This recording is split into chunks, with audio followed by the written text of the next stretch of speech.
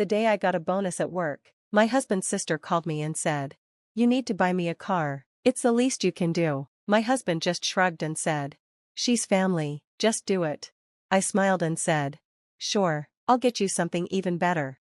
Her smile disappeared when she opened the envelope and saw what I really gave her.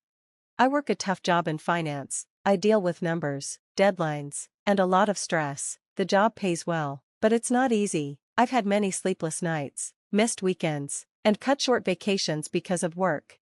But it all felt worth it when I finally got a big bonus, $30,000. I was proud of myself. My husband, Nathan, 38, was happy too. We planned to save most of it and maybe take a vacation. Then came Amanda, 32, his younger sister.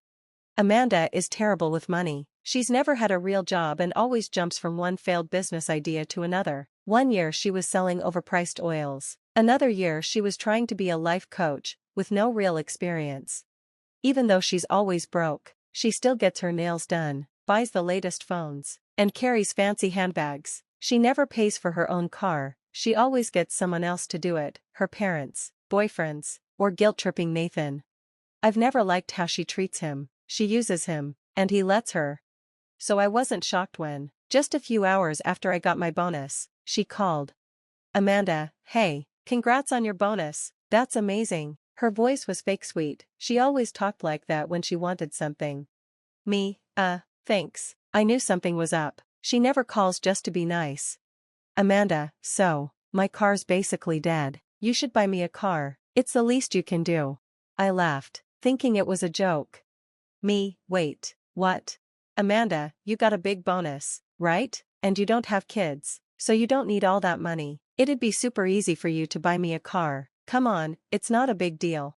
I was shocked. She doesn't even work, and here she was demanding my hard-earned money. Amanda, no, just no. Then Nathan, sitting nearby, looked up and said something that made me furious. "Nathan, she's family, babe, just do it."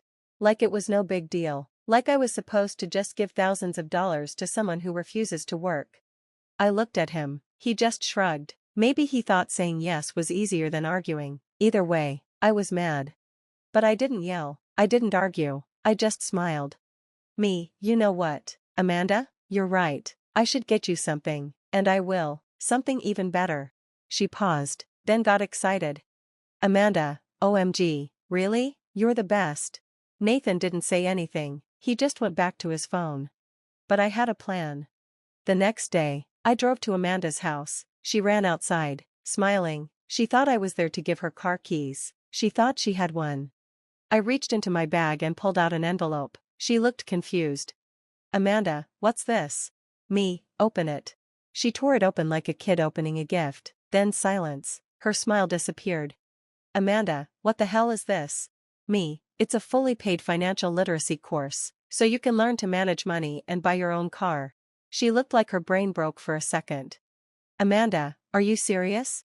Her face turned red, her fists clenched. She looked like she was about to attack me. Then she screamed, loud and sharp. She threw the envelope at me like it was poison. "Amanda, you are such a selfish, evil B***tch. Then she slammed the door. I stayed calm, turned around, and walked back to my car. When I got home, Nathan was waiting for me, looking annoyed. "Nathan, babe, was that really necessary?" I laughed at him. Are you serious? You told me to buy her something, right? I just made a better choice." Then, because I wasn't done, I added, "Or did you mean I should just give her thousands of dollars for doing nothing?" His mouth shut right away.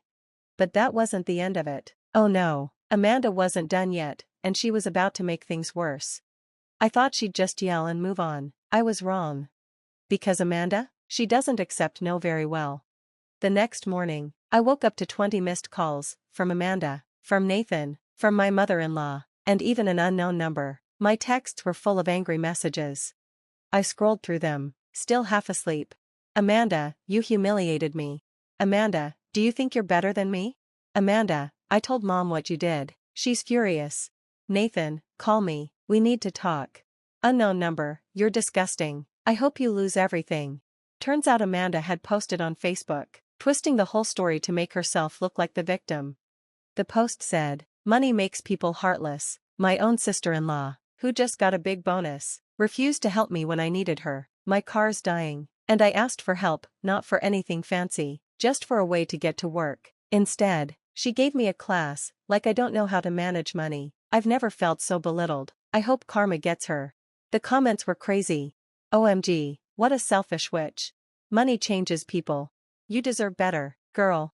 Some women don't want their husband's family around. Classic manipulation. She's trying to make you feel small. Don't let her. I wanted to throw my phone. The entitlement was shocking. I turned to Nathan, still in bed, scrolling through his phone. Me, did you see what your sister posted? He sighed deeply. Nathan, yeah, she's being dramatic. I'll talk to her. That should have made me feel better, but I knew how these talks went. Nathan would never really stand up to her. He'd try to calm her down, but never say she was wrong. And guess what? Amanda made it worse. Around noon, my phone rang. It was my mother-in-law, Deborah. Now, Deborah wasn't as bad as Amanda, but she'd always supported Amanda's behavior. I answered, knowing what it was about. Deborah, sweetheart, we need to talk about what happened. Sweetheart, that fake, syrupy tone she used when she wanted to guilt-trip me. Me, go ahead. Deborah, I think you should apologize. You know how sensitive Amanda is. She felt humiliated. She felt humiliated? She was the one demanding money from me like I was an ATM. Me, she should feel humiliated. She asked for thousands of dollars, and I gave her a way to earn her own money. I don't regret it. Silence. Then Deborah dropped the real reason for the call. Deborah, look, if you don't want to buy her a car, fine, but maybe loan her some money. She'll pay you back. I laughed, like a full body. Are you kidding me? Laugh. Me, Deborah, has Amanda ever paid anyone back? Silence. Deborah, well, no, but. Me, no. The answer is no. More silence. Deborah, I just don't want this to cause tension in the family. Ah, there it was. It wasn't about Amanda, it was about keeping the peace by giving her whatever she wanted. I took a deep breath. Me, Deborah, I love you, but I'm not giving her money, and I'm not apologizing for not being used. Deborah sighed. Deborah, I just wish you'd reconsider. Me, not happening. And I hung up. By evening, Amanda had gone off the deep end. She showed up at my office. I was in the middle of a meeting when my assistant buzzed in. Assistant, your sister-in-law is here. She says it's an emergency. I stepped outside, and there she was, red-faced, shaking, holding up her phone like it was evidence. Amanda, what the hell is this? I blinked. Me, what? She shoved her phone in my face. It was my own Facebook post. I'd written something earlier after seeing hers. It's funny how some people think family means you owe me money. I worked hard for my success, and I didn't owe anyone anything. If that makes me selfish, fine. The comments on Amanda's post were full of people agreeing with me, and Amanda, she was fuming.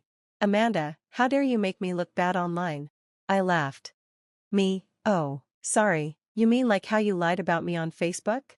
She opened her mouth, then closed it because she knew I was right, but Amanda doesn't admit when she's wrong. Instead, she crossed her arms and smirked. Amanda, you just made a big mistake. Then she stormed out. After Amanda left my office, I thought it was over. I'd called her out, stood my ground, and made it clear I wasn't going to be bullied into giving her money. But I should have known better. Amanda doesn't just get mad, she gets even, and she was about to make my life miserable. 2 days later, while Nathan and I were having dinner, my phone buzzed with a fraud alert from my bank. Bank rep, we've noticed suspicious activity on your account. Please call us immediately. I almost ignored it, but something didn't feel right, so I called. That's when my stomach dropped. Bank rep, hi, we flagged some unusual transactions. Someone tried to withdraw $5,000 from your account this morning. Me, what? Bank rep, did you authorize this? Me, no, absolutely not. Nathan looked confused as I put the phone on speaker. Me, where was the withdrawal attempted? Bank rep, it was at a downtown branch, but the teller stopped it because the person didn't have proper ID. I felt sick. Someone had walked into a bank and tried to steal $5,000 from my account. Me, do you have a name? Bank rep, yes. The person gave the name Amanda. Nathan froze. I couldn't believe it. Amanda had tried to steal from me. I had no idea how she got my banking info, but this wasn't just rude behavior, this was a crime. I hung up and turned to Nathan. waiting for his reaction. Nathan, no, no way, she wouldn't. Me, she did. Nathan, my bank just told me. Are you still going to defend her? His face went pale, and he couldn't say anything. Nathan left the house immediately. I didn't have to tell him where he was going, straight to Amanda's apartment. I was shaking with rage. Amanda had always been selfish and manipulative, but this was something else. 2 hours later, Nathan came home, his face unreadable. He grabbed a beer from the fridge and sat down. Me, well? Nathan sighed. Nathan, she admitted it. My heart raced. Me, she what? Nathan, she said she was just testing something, that she didn't mean to take the money. I couldn't stop myself from laughing. Me, she tried to steal from me, and that's her excuse? Nathan, she swore she wouldn't do it again. She was crying. Mom was there too. She wants you to let it go. I couldn't believe this. Amanda tried to steal thousands of dollars from me, and Deborah still wanted me to keep the peace? I grabbed my purse and stood up. Me, where are you going? Me, to the police. That's when Nathan's face changed. He wasn't angry or surprised, he was scared. Nathan, wait, just wait. There's something I need to tell you. Something in his voice made me sit back down. Me, what? Nathan looked guilty, like he was about to drop a bomb on me. Nathan, Amanda wasn't the only one who had your banking info. I froze. Me, who else had it? Nathan took a deep breath. Nathan, Mom. I blinked. Me, your mom had my banking info? Nathan swallowed hard. Nathan, I might have given it to her a long time ago. She said she needed it for the family phone plan, but she was only supposed to use it for that. My whole world spun. Nathan had given my banking info to his mother, and now Amanda had somehow gotten her hands on it. Me, so you're telling me your family has had access to my money this whole time? Nathan winced. Nathan, I didn't think they'd do anything wrong with it. I felt sick. How could he be so careless? I had spent years dealing with Amanda's entitlement, with Deborah making excuses for her, and this entire time, they had access to my money, and now Amanda had tried to steal from me? I stared at Nathan, my voice shaking with fury. Me, I'm filing a police report, and I'm changing my account. His eyes widened. Nathan, baby, come on, it's just a mistake. Me, a mistake? A mistake is forgetting my birthday, a mistake is leaving the oven on. This was theft from your wife, and you're still defending them. He didn't answer, he knew he couldn't.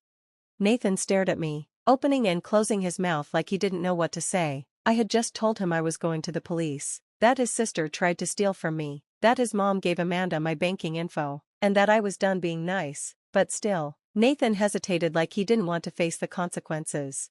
That's when I realized Nathan wasn't on my side. He was still stuck in this delusion that his family could do whatever they wanted, and I'd just take it. Not anymore. I grabbed my keys and my purse. Me, I'm going to the police. Nathan panicked.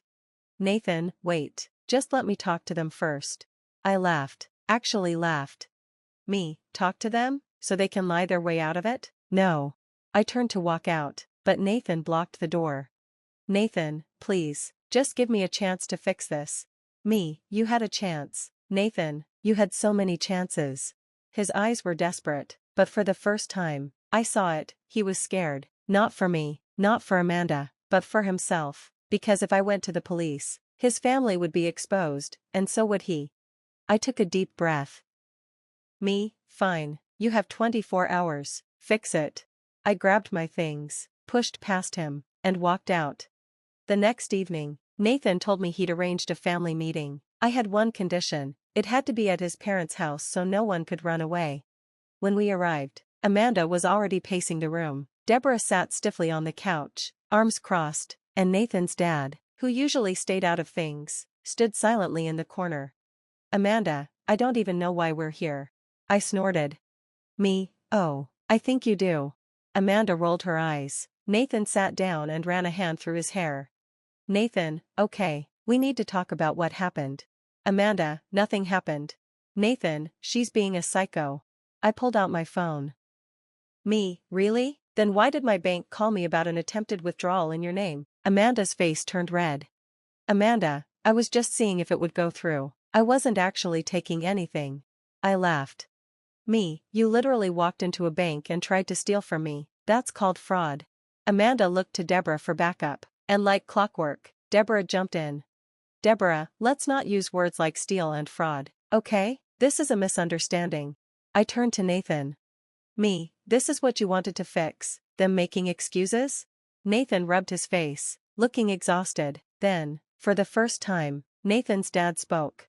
Nathan's dad, did you do it? His voice was low, serious. Amanda froze. That's when I saw how much she feared him. Amanda, I didn't mean to. Nathan's dad, did you do it? Silence. Then she nodded. Nathan's dad exhaled, then turned to Deborah. Nathan's dad, you let this happen. Deborah's eyes widened. Deborah, don't you dare blame me for this. Nathan's dad, you gave her access to their bank info, and you let this girl think she was entitled to their money. Now she's trying to commit fraud. This is your fault. Deborah was stunned, never having been called out before. She turned to Nathan, desperate. Deborah, tell him we were just trying to help Amanda. Nathan was stone-faced. Nathan, Mom, I can't defend this. Amanda shrieked. Amanda, are you kidding me? She turned to me, furious. Amanda, this is your fault. You turned Nathan against me. You ruined everything. And then she lunged at me. I barely had time to react before Nathan's dad grabbed her. Nathan's dad, enough. Amanda screamed like a child being scolded. That's when I realized she wasn't sorry, she was just angry she got caught. I pressed charges. Nathan didn't stop me. Amanda got a slap on the wrist, community service, a fine, and mandatory financial counseling. But the real punishment? Deborah cut her off. Nathan's dad was done. He told Deborah, either you stop enabling Amanda, or I leave. And suddenly, Deborah wasn't so supportive anymore. Amanda moved out. She got a job for the first time in her life. She hated me for it, but I was free. Nathan tried for weeks to fix things, but the truth was, I couldn't forgive him. He had betrayed my trust, not just by giving my banking info to his mom, but by consistently taking their side over mine. One night, after another pointless fight, I finally said it. Me, Nathan, I don't love you anymore. He looked devastated, but he knew. I had spent too many years fighting for a place in his life, and I was done fighting. I moved out. A month later, we didn't have a messy divorce. There were no fights, no lawyers, just quiet paperwork. Nathan texted me one last time after the divorce was finalized. Nathan, I'm sorry for everything. I stared at the screen, then I put my phone down and never answered. Some people think family means obligation, that you should put up with anything just because you share DNA, but I learned something important. Family doesn't mean forever. Respect does. And if someone doesn't respect you, you don't owe them anything, not your time, not your money, not even your forgiveness. Walking away was the best thing I ever did.